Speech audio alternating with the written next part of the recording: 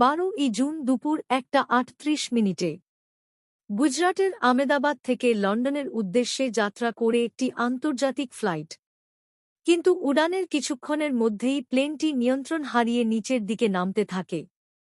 এরপর ভয়াবহভাবে ধাক্কা মারে বিজি মেডিকেল কলেজের হোস্টেল ভবনের ছাদে। একটি তীব্র বিস্ফোরণে প্লেনটি আগুনে ভস্মীভূত হয়ে যায়। চারিপাশে ছড়িয়ে পড়ে কালো ধোঁয়া আর লাল জ্বলন্ত আগুন। তাপমাত্রা পৌঁছায় 1000 ডিগ্রি সেলসিয়াসে। হোস্টেলের অনেক ছাত্রছাত্রী সেই আগুনে মারা যান। প্লেনটিতে ছিলেন 242 জন যাত্রী ও কর্মী।